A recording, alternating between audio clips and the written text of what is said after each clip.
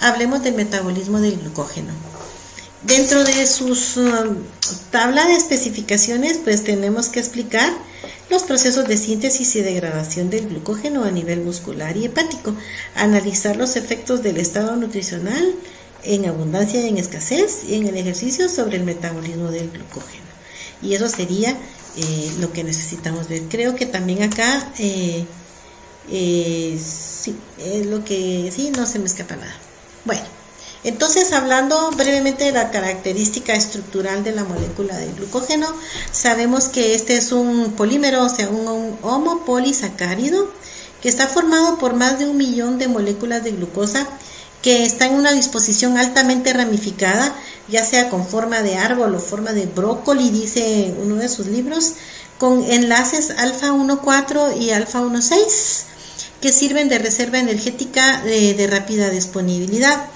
Aquí tenemos una imagen de microscopía de alta resolución donde vemos un citoplasma donde podemos observar depósitos de glucógeno. Acá, estos vendrían siendo grandes depósitos de glucógeno para poder entender que realmente la célula sí se abastece de buen almacenamiento de combustible energético. Entonces se dice que en este primer esquema que tenemos entonces que es altamente ramificada, podemos ver en blanquito aquí a las unidades de glucosa y en rosadito podemos ver a los puntos de ramificación que serían los enlaces alfa 1,6. Acá tenemos un poquito más el esquema con las unidades de glucosa más explicaditas. Acá tenemos una cadena lineal, aquí tenemos 2 ramificaciones y tenemos acá, ¿verdad? Que estos son los enlaces alfa 1,4. Aquí nos estamos viendo cómo está su característica estructural, y aquí un poquito más de cerca, pues en donde se llevan a cabo, pues estos son los enlaces alfa 1,4, sí, acá 1,4 glucosídicos, y en este caso aquí sería su enlace alfa 1,6 glucosídico, o sea, aquí estaríamos hablando de un punto de ramificación, o sea, sería este o sería este, cualquiera de estos, ¿sí? Bueno, en general el propósito de la síntesis de glucógeno, o sea, glucogénesis, o yo le digo glucógenogénesis, es almacenamiento de energía de rápida disponibilidad. Se lleva a cabo en el hígado especialmente y el músculo, y bueno, se dice que el riñón, pero el riñón en una cantidad muy mínima, ¿sí? Tenemos que la localización celular es a nivel de citosol y el tipo de metabolismo es anabólico porque se está sintetizando una molécula de mayor tamaño a partir de una de menor tamaño. Esta es la representación esquemática general de cómo se lleva a cabo la glucogénesis, y que en este caso pues tenemos la participación de las 3 enzimas importantes que se necesitan, las cuales son diferentes para sintetizar al glucógeno. Entonces, en una primera instancia podemos ver acá que partiendo de glucosa, pues la glucosa pasa a glucosa 6-fosfato, aquí pues no pasa nada, es siempre la reacción, y de glucosa 6-fosfato hay una fosfoglucomutasa y que vamos a obtener glucosa 1-fosfato, que es a partir de este glucosa 1-fosfato nuestro intermediario, a partir del cual podemos empezar a describir el metabolismo de la síntesis de glucógeno. Entonces tenemos a la UDP, glucosa pirofosforilasa, que es la enzima, se podría decir la primera enzima importante de este proceso, a la cual también se le llama glucosa 1-fosfato uridiltransferasa, que indica que va a estar haciendo una transferencia de grupo uridil hacia la glucosa 1-fosfato. Luego tenemos en sí a la enzima glucógeno-sintasa, que es la enzima que se va a encargar de empezar a sintetizar en sí la molécula de glucógeno, y en este caso partiría a través de un glucógeno primario o a través de un cebador que vamos a describir en la siguiente diapositiva. Bueno, entonces tenemos en este caso a la tercera enzima, que se le llama enzima ramificante, pero que su nombre sería amilo alfa 1,4,1,6 glucosiltransferasa, porque ya sabemos que va a estar haciendo transferencia de unidades de glucosilos de un punto a otro, ¿sí? Pero nosotros le vamos a llamar enzima ramificante, y esta es la que nos termina de dar esta forma del glucógeno, ¿verdad? Alfa 1,4, alfa 1,6, que en este momento, cuando está ocurriendo la glucógeno sintasa, se está hablando de glucógeno N+1, porque está llegando cada vez más y cada vez más moléculas de glucosa y se va formando. Bien, acá tenemos entonces en verde a nuestras enzimas. Vamos a pasar acá, aquí donde llegamos a la glucosa 1-fosfato, y donde tenemos la presencia de, entonces acá, glucosa 1-fosfato, acá está, si se puede ver, la estructura de esta glucosa 1-fosfato. Básicamente es una glucosa con el grupo fosfato en el carbono 1, y tenemos entonces a continuación a la UDPG pirofosforilasa, ¿sí? Entonces esta sería la uridindifosfato glucosa pirofosforilasa. Esta es la enzima importante que se va a encargar de activar a la molécula de glucosa y dejarla ya lista para que crezca la molécula de glucógeno.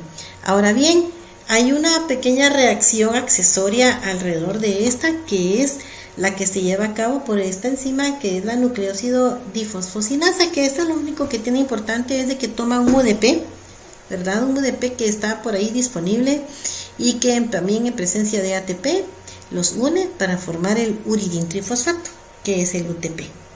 Entonces ya la enzima que realiza esta pirofosforilasa, pues es una enzima de tipo liasa, es decir, una fosforilasa, y que lo que hace es una fosforólisis, ¿sí?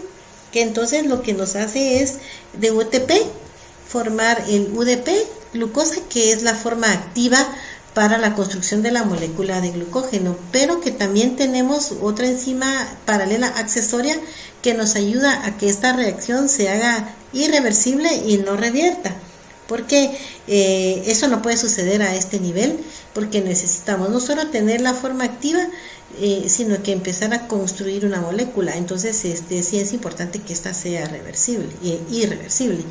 Entonces esta fosfatasa inorgánica, pues lo único que hace es una hidrolasa que toma al pirofosfato inorgánico, hace una desfosforilación, nos separa, rompe el pirofosfato para que esta ya no se pueda regresar. Acá tenemos la estructura de un pirofosfato, y aquí tenemos la estructura de la UDP glucosa, que si vemos aquí está la molécula de glucosa, aquí está el uridín difosfato, y pues es la que se viene a estar de forma activa. Acá tenemos el UTP, que es un nucleótido, ¿sí? El uridintrifosfato. Bueno, una vez tenemos ya este paso, entonces ya tenemos a la UDP glucosa, ya lo tenemos de forma activa, y entonces ya estamos listos para que la glucógeno sintasa empiece a construir glucógeno N+1, ¿sí? ¿Qué es lo que tenemos que tener aquí? Que la glucógeno sintasa es una enzima de tipo ligasa, que es un tipo de sintetasa, y que de lo que se trata es de donar glucosa de UDPG, o sea de uridindifosfato, al glucógeno, y lo hacemos a través ya sea de una glucógeno que tengamos por ahí residual, o a partir de tener el glucógeno como primer cebador, o con la ayuda de esta proteína llamada glucogenina. Si hablamos un poquito de esta glucogenina, entonces que va a actuar como cebador o como primer, le dicen en otras ocasiones en inglés. Esta es una cadena corta, ¿sí? Este cebador de glucógeno sintasa es una cadena corta de residuos de glucosa que están ensamblados ya, ¿verdad?, por esta proteína que se llama glucogenina. Esta enzima, esta proteína glucogenina, lo que tiene es que también tiene la ayuda de esta otra proteína, tirosina glucosiltransferasa, que lo que hace es proporcionarle un par de unidades glucosiladas. Se dice que ella solita, con su residuo de tirosina que tiene a este nivel, en posición 194, entonces empieza a pegar hacia ella otras moléculas de glucosa, por lo cual se llama que realiza autoglucosilación. O sea, ella los va pegando para tener allí ese primer cebador sobre la cual nuestra glucógeno sintasa pueda hacer ir pegando las demás unidades de glucosa. Acá tenemos entonces aquí esquematizado a la glucógeno sintasa, donde tenemos que cómo viene acá creciendo la cadena y cómo el sitio de la próxima adición va siendo en el extremo no reductor. De esta manera entonces tenemos la construcción de nuestra primera fase. Bueno, pero si solo trabajara la glucógeno sintetasa, estaríamos creando una cadena lineal, estaríamos creando reservas de glucógeno solo de manera lineal, y eso podría ser contraproducente porque la molécula necesitaría demasiado espacio para poder crecer y almacenar toda la cantidad de energía que necesitaría. Entonces vamos a necesitar a otra enzima coadyuvante, que es la enzima ramificante, cuyo nombre completo es la amilo alfa 1416 glucosiltransferasa, o sea, enzima ramificante del glucógeno, que es la que se va a encargar, pues, como su nombre lo indica, de realizar las ramificaciones. Entonces, ante un glucógeno N+1, donde se están construyendo, pegando, ¿verdad?, a nivel de los extremos no reductores, unidades tras unidades de glucosilo, hay un momento que más o menos cada 8 glucosas con cierta distancia, entonces esta enzima lo que hace es tomar una cantidad de alrededor de unas cuantas moléculas de glucosa y las va a trasladar hacia otro sitio, pero las va a pegar a nivel de el carbono 6, entonces va a formar en enlace alfa 16, ¿sí? Entonces tenemos que con cierta distancia, más o menos a un aproximado de 8 glucosas, va a tomar también una cantidad más o menos de, bueno, algunos autores dicen que con una cadena de 5 moléculas y en un caso también ya ramificaciones de 6 moléculas, entonces esta enzima ramificante ya puede trabajar. Pero tomamos una cadena lineal, dice la enzima, toma una cadena lineal alrededor de unas 11 moléculas de glucosa y las va a separar y las va a ir a pegar a enlace alfa 16 para poder llevar a cabo la ramificación. Acá se mira muy bien, en color amarillito llevamos lineal, entonces lo que va a hacer la enzima es cortar más o menos una cantidad aproximada y llevársela a pegarla acá a nivel de un enlace 16 de N cualquier glucosa, y la pega y queda de este momento la ramificación. Bueno, esto sería en este caso en sí la síntesis de glucógeno, hasta que ya nos queda de la forma arborífica altamente ramificada, compacta, con la cantidad increíble de moléculas de glucosa y listas para ser utilizadas con rápida disponibilidad. Su libro indica que la síntesis de glucógeno es un proceso mucho más veloz y completo en las células musculares, ¿verdad?, en comparación con las células del hígado, que en volumen pues contienen el músculo contiene más glucógeno que el hígado. Sin embargo, ahí mismo también se indica que la síntesis de glucógeno a nivel del hígado llega a producir un volumen total de glucógeno que sí ciertamente es menor que la muscular, pero que sin embargo puede ser capaz de sostener la glicemia por varias horas a nivel de todo el organismo, abasteciendo de glucosa a eritrocitos y a otros tejidos dependientes, incluso al propio músculo, dependiendo si estamos en una etapa de actividad muscular activa, es decir, de trabajo muscular activo. Entonces, esto es en sí la síntesis de glucógeno, o sea, glucogénesis, ¿sí?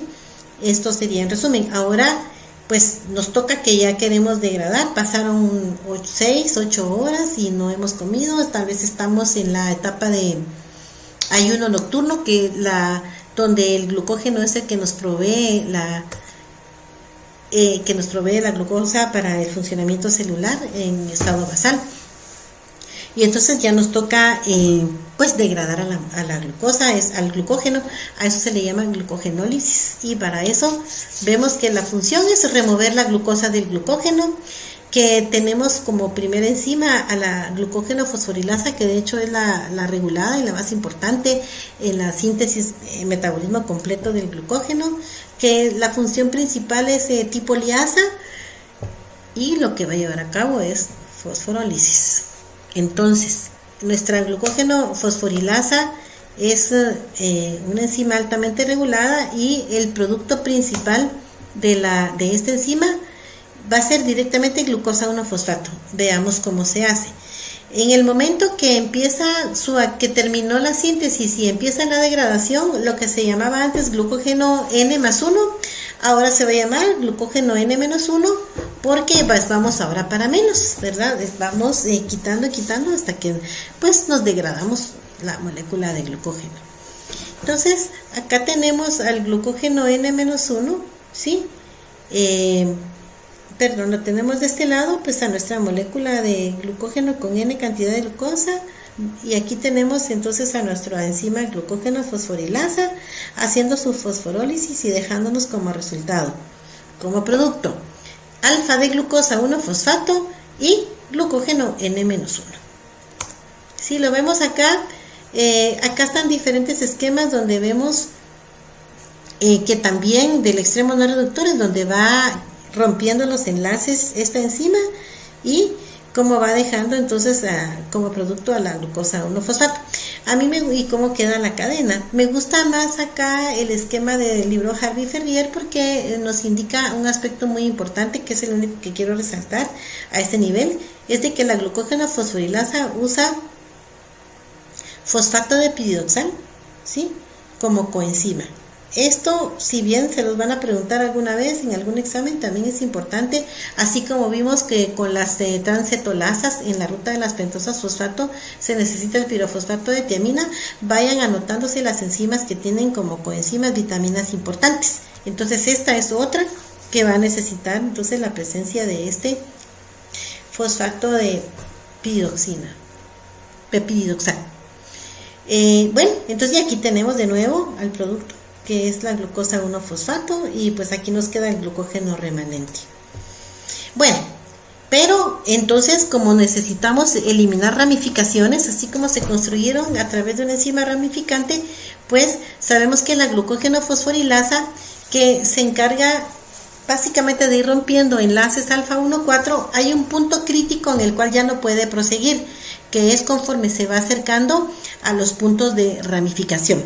Si bien tenemos acá entonces a la molécula de glucógeno, y aquí está nuestra enzima corta produciéndonos glucosa 1-fosfato, en este momento acá tenemos a nuestros productos, pero acá entonces se va acercando y tiene que parar, porque a partir de ahí no puede continuar. Se dice que en un momento dado también el tamaño tan grande que tiene esta glucógeno fosforilasa le impide su tamaño poder penetrar entre toda esa arborización del compactamiento que tiene esta molécula de glucógeno. Entonces no puede llegar a los sitios de ramificación.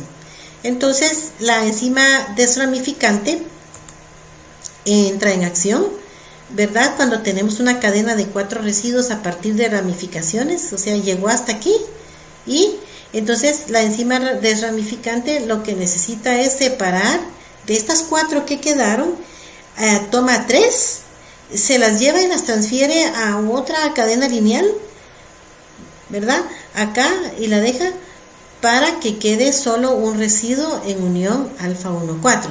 Entonces esta enzima desramificante tiene 2 actividades.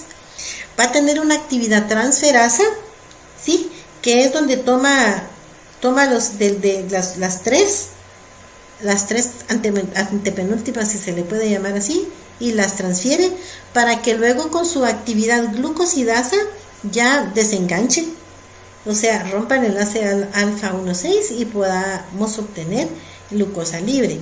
De esta manera, por un lado, alarga la cadena lineal para llegar al enlace alfa 1,6 y permite que la glucógeno fosforilasa siga cortando de una en una las 1,4 y nos esté produciendo pues glucosas 1-fosfato. Eso es en sí la enzima ramificante, pero aquí tenemos un esquema más completo. Entonces, extremo no reductor a este nivel. Acá está el enlace alfa 1,6 y entonces acá está que la glucógeno transferasa toma y lo pega a otro nivel, digamos acá, y deja libre para que la función glucosidasa de esta enzima pueda liberar la glucosa libre. Y pues muchas maneras de ponérselos, ¿verdad? Las cadenitas acá. Lo importante es de que cuando la glucógeno fosforilasa hace fosforólisis, mientras que para romper el enlace 1,6 la desramificante hace hidrólisis. De esta manera rompe el enlace alfa 1,6, mientras que estos alfa 1,4 se hace a través de fosforólisis. Bien. Bueno, entonces el último paso que necesitamos es de que ya tenemos entonces la glucosa 1-fosfato, viene como producto de la glucógeno fosforilasa, entonces ya viene la enzima fosfoglucomutasa que es reversible y nos traslada el grupo fosfato del carbono 1 al carbono 6 para que la glucosa 6-fosfatasa a nivel hepático pues ya nos pueda hacer la función fosfatasa y liberar a la glucosa del grupo fosfato y tenerla en forma libre, y ya sabemos que en eso se escapa de la célula, se va al torrente sanguíneo y se va a suplir la necesidad de otros tejidos. Entonces acá tenemos el esquema de lo que es el metabolismo del glucógeno, ¿sí? Desde glucosa, ¿verdad? Para poder empezar a sintetizarlo, llegamos acá, entonces tenemos la participación desde estas enzimas que están aquí, que no son, digamos, no son directamente del ciclo de esta vía, pero que siempre son importantes para que se lleve a cabo todo el proceso. Sin embargo, las enzimas importantes que tenemos acá, la UDP pirofosforilasa, la glucógenosintasa y la ramificante en el caso de la síntesis, y en el caso de la degradación, la fosforilasa, la glucógeno fosforilasa, la enzima desramificante que tiene función glucanotransferasa y que tiene la función glucosidasa, y que es básicamente a la función glucosidasa a la que se le llama como tal desramificante, porque es la que realmente quita ese pequeño tronquito que viene siendo una glucosa que quedó pegada en unión en alfa 1,6, y entonces se dice que esta es la verdadera acción desramificante. En cuanto a la regulación del metabolismo del glucógeno, solo les puedo decir que tenemos los estados, tenemos que repasar los estados metabólicos que tenemos alrededor del ciclo ayuno-alimentación desde el punto de vista nutricional. Entonces sabemos que tenemos 4 estados principales: el estado postprandial, que es cuando acabamos de comer, y el curso temporal que tiene es de 0 a 4 horas a partir de que ingerimos alimentos. Que los principales combustibles usados en este caso, en este estado, la mayoría de los tejidos van a estar utilizando glucosa porque estamos en el periodo de abundancia, de la riqueza. La insulina es la hormona reina, ella está controlando todos los procesos que se llevan a cabo, por ejemplo, desde la captación de glucosa al expresar a los transportadores GLUTs, ¿verdad? A los tejidos periféricos, en la síntesis de glucógeno, la síntesis de triglicéridos, la síntesis de proteínas, o sea, todo es anabolismo, todo es biosíntesis, y obviamente también la oxidación de la glucosa en sí para producir energía. Si pasa el tiempo y pasan de 4 a 12 horas y no hemos ingerido ningún alimento, pues entramos a una etapa que se llama ayuno. El ayuno puede ser nocturno, que es cuando estamos durmiendo, o puede ser un ayuno de cualquier causa en estado de vigilia.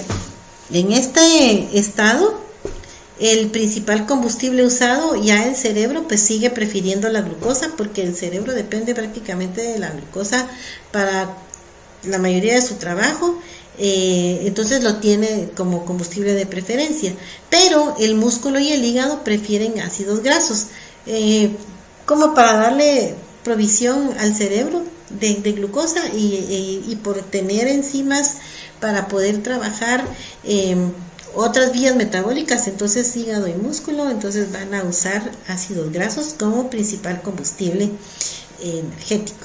En este caso, la hormona del ayuno que está gobernando, dirigiendo las acciones, ya es el glucagón en primera instancia, y luego más adelantito se une la adrenalina. Acá se estimula la rotura de glucógeno y hepático y de los triglicéridos, es decir que las enzimas encargadas de la ruptura del glucógeno están siendo estimuladas por el glucagón. Luego tenemos un ayuno prolongado, significa que si pasaron 12 horas en adelante hasta 2 semanas, o sea 16 días, hablamos de lo que se llama un ayuno prolongado. El cerebro sigue prefiriendo glucosa como combustible, como principal combustible, y ya empieza a utilizar algunos cuerpos cetónicos, por razones obvias, que no se puede quedar sin suministro energético. El músculo especialmente sigue siendo suministrado por ácidos grasos y algunos cuerpos cetónicos, al igual que el cerebro.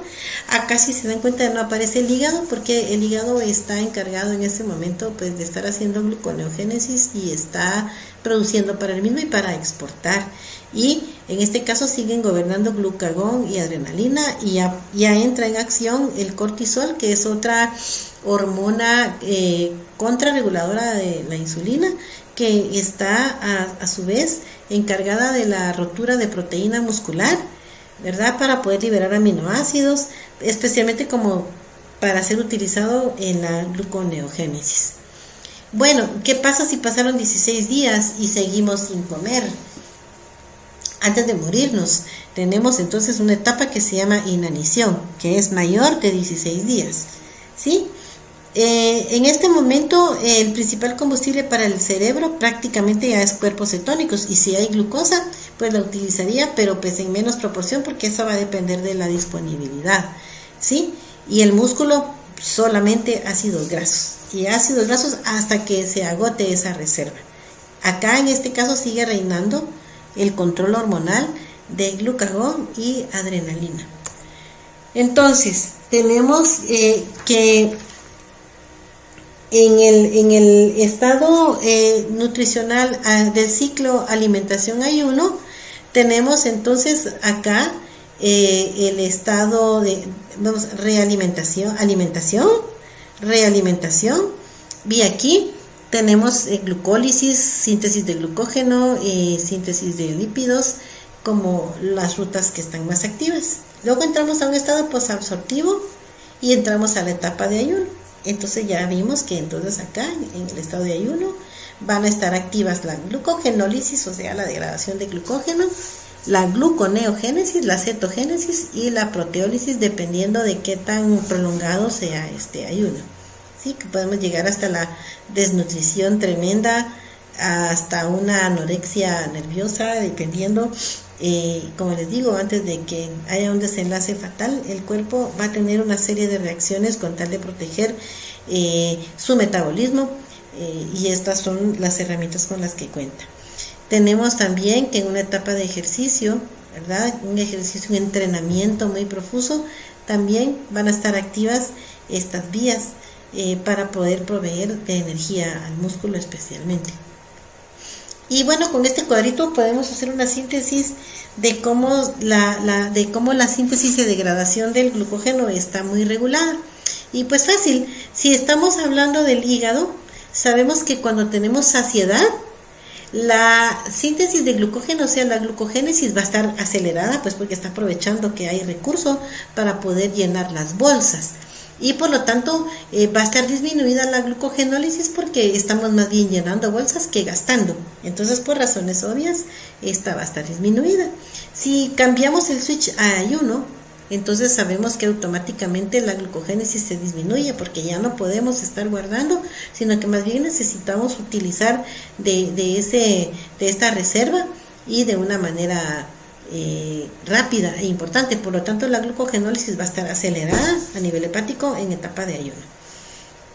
Hablando del músculo esquelético, cuando estamos en presencia de un ejercicio activo, la síntesis de glucógeno pues va a estar disminuida por la misma razón, que más bien necesitamos del sustrato, y va a estar muy activa la degradación de glucógeno para suministrar energía ante la actividad muscular.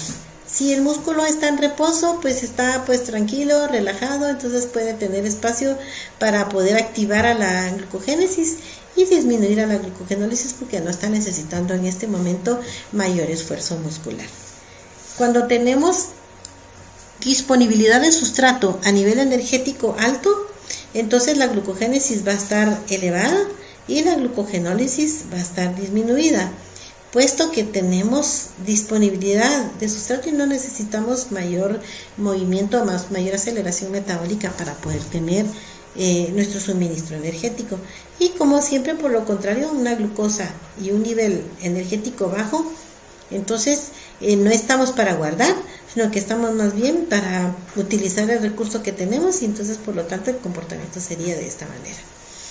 Los 3 activadores hormonales importantes son: en la abundancia tenemos el efecto de la insulina, en la escasez tenemos el efecto del glucagón y en el estrés tenemos también el efecto de la adrenalina y el cortisol más adelante, aunque estos son los 3 activadores más importantes desde el punto de vista hormonal. Entonces, sabemos que para la regulación, la glicemia, cuando está baja, es decir, cuando tenemos hipoglicemia, ¿qué es lo que va a provocar? Bueno, liberación pancreática de glucagón. Este viaja por el torrente sanguíneo, llega a los hepatocitos, se posiciona a nivel de su receptor en la membrana del hepatocito y empieza su señalización de cascada por segundo mensajero. Entonces el hígado responde activando a la adenilciclasa a través de las proteínas G que activan a la adenilciclasa y que esta genera entonces la producción de AMP cíclico. Cuando se activa el AMP cíclico, esto a su vez va a activar a una proteína llamada proteína sinasa A, conocida como PKA. Esta a su vez activa a la fosforilasa sinasa, es decir, a todas las enzimas efectoras que vendrían en conexión ahí a continuación. Entonces, activando a la fosforilasa sinasa, que a su vez también activa, en este caso, pues ya a una enzima específica como sería la glucogenofosforilasa, la cual a su vez empieza a degradar la molécula de glucógeno y entonces obtenemos lo que necesitamos, más glucosa en el torrente sanguíneo para poder suministrar a los tejidos dependientes. Por otro lado, activa al inhibidor 1P y desactiva a la glucogenosintasa, porque ya sabemos que esto en contrarregulación es un switch on-off, que si una está activa, la otra por ley tiene que estar inactiva. De esta manera se produce, moviliza y exporta glucosa libre. Bien, y este es el esquema como lo pinta su libro de Bain, solo que un poquito más específico para que ustedes le den un ojo y puedan revisar de nuevo. Cuando llega la adrenalina, entonces en este caso pues llega a su receptor, ¿sí? A su receptor beta adrenérgico en los tejidos específicos, como músculo, como adipocito. Entonces también activa a través del proteína G, que a su vez también va a activar a la adenilciclasa. De la misma manera, en presencia de ATP, va a producir AMP cíclico. Entonces a su vez va a activar a la proteína quinasa, que en estado inactivo tiene a sus 2 unidades catalíticas y a sus 2 unidades reguladoras, se separan y las unidades catalíticas que quedan en este caso activas, ¿verdad? Entonces vienen y van a activar a la proteína sinasa activa C, que a su vez también activa la fosforilasa quinasa, y la fosforilasa quinasa activa a su vez a la fosforilasa, y lo que tenemos entonces en este caso es el producto que necesitamos, que es la glucosa 1-fosfato, que luego va a pasar a ser glucosa libre y que luego se va a traducir en energía. Bueno, ya de último sabemos que tenemos entonces que contrarrestar en esta contrarregulación a ambas enzimas, a la glucogenofosforilasa y a la glucogenosintasa. Sabemos que la glucogenofosforilasa entonces va a estar activa cuando está A, fosforilada activa, y B, desfosforilada inactiva. Es decir, que cuando la glucógeno fosforilasa tiene al grupo fosfato pegado, entonces va a estar activa, pero si la queremos desactivar, entonces le quitamos el grupo fosfato y la dejamos inactiva. Todo lo contrario sucede con la glucógeno sintasa, ¿verdad? Está sin el grupo fosfato, está activa, y si le pegamos el grupo fosfato, se inactiva. Los inhibidores alostéricos de la glucógeno fosforilasa vienen siendo el ATP, a la glucosa 6-fosfato, la glucosa como tal, la inhiben porque están indicando que pues tenemos energía por un lado, que tenemos sustrato metabólico por otro lado, y entonces la glucosa 6-fosfato que tenemos ahí también por predecesor. En este caso, lo contrario, acá está activado, ¿verdad? Por ATP, por la glucosa 6-fosfato, en este caso, porque necesitamos, porque tenemos pues abundancia y pues podemos sintetizar y podemos guardar. En este caso, el activador alostérico, en este caso sería el AMP, que es una señal de baja energía, entonces necesitamos pues glucosa, y esto todo lo contrario, ¿verdad? Tenemos un inhibidor alostérico que lo que nos dice es no guarde, sino que necesitamos que degrade. El activador hormonal, en el caso de la glucógeno fosforilasa, es el glucagón, y el inhibidor alostérico es la insulina hormonal. El inhibidor hormonal en este caso sería insulina. Bueno, solo nos queda hablar de las enfermedades de almacenamiento de glucógeno, en este caso las glucogenosis, que son de 6 tipos. Este es un cuadro resumen que tienen ustedes en su libro de Baines y que podemos mencionar a continuación. Tenemos a la enfermedad del tipo 1, que es la de von Gierke, que la deficiencia enzimática es la glucosa 6-fosfatasa. Ojo que esa es una enzima muy importante. Si nosotros no tenemos el hígado, no tiene suficiente glucosa 6-fosfatasa, lo que ocurre es que llegando a glucosa 6-fosfato no se le puede eliminar el grupo fosfato, y entonces no puede pasar a glucosa libre. Entonces no va a poder haber exportación al torrente sanguíneo, y el hígado no va a poder suplir a otros tejidos dependientes. Por lo tanto, vamos a tener en este caso hipoglicemia post-absortiva grave. ¿Qué significa? Que durante el día nosotros estamos comiendo, entonces estamos aportando glucosa, pero cuando nos vamos a dormir, entonces ya previo a despertar, se nos van a acabar las reservas. El hígado no va a poder proveer porque no puede convertirla a glucosa libre. Entonces podríamos entrar en una glucólisis anaerobia, podemos producir ácido láctico y podemos también cursar con hiperlipidemia, porque se estaría echando mano de los otros sustratos pues gluconeogénicos, como son los lípidos, el glicerol. Entonces estos van a estar abundantes en la sangre porque son los que están en este momento tratando de suplir la deficiencia energética. Este sería sería una de las más importantes para que ustedes fijen. Tenemos a la del tipo 2, que es la enfermedad de Pompe, que la enzima deficiente es la alfa-glucosidasa lisosomal, y las consecuencias son que vamos a poder observar gránulos de glucógeno en los lisosomas, ¿verdad? Esta lo que tiene es que tiene la alfa-glucosidasa lisosomal, está haciendo una función muy importante, y nos puede, ante una deficiencia de esta enzima, vamos a tener una estructura así como las demás de glucógeno bastante alterada, y vamos a tener ahí estos gránulos en los lisosomas, y pues ahí podría no estarse aprovechando. En el tipo 3, que es la enfermedad de Cori, la deficiencia enzimática es la enzima desramificante como tal, y en este caso no podemos hacer una desramificación eficiente, y tendríamos por un lado la estructura alterada del glucógeno, y por otro lado tendríamos hipoglicemia porque no tendríamos suficiente energía, suficiente glucosa para que pueda cubrir las necesidades energéticas de la célula.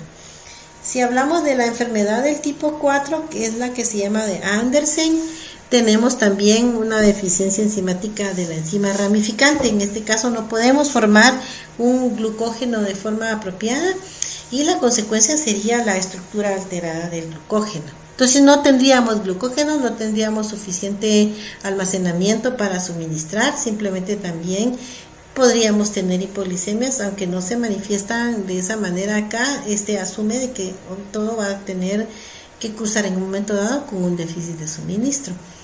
Esta enfermedad del tipo 5, que también es tan importante como la 1, es la enfermedad de McArdle, que la enzima que está deficiente es la fosforilasa del músculo. A nivel muscular tenemos entonces un exceso de depósito de glucógeno porque no lo podemos degradar a nivel de músculo. Entonces, en este caso nos estaría provocando calambres y astenia porque no la podemos degradar, está allí, pero no la podemos utilizar. Por lo tanto, el músculo va a estar bajo en energía, va a estar asténico, especialmente cuando se pone en un trabajo muscular como es el ejercicio. Y por último tenemos la enfermedad del tipo 6, que se llama de Hertz, y es a nivel hepático donde falla la fosforilasa. Y por lo tanto ahí sí vamos a cruzar con hipoglicemia, quizás no tan grave como la del tipo 1, que esa sería la prácticamente mortal, especialmente en los primeros días o semanas de vida, y que en este caso entonces lo que vamos a tener es que también el glucógeno que sí se logró formar no se puede utilizar a nivel hepático. Bueno, acá vamos a terminar en las primeras 3 temas que para cubrir, y vamos a continuar con los otros 3 en un siguiente video.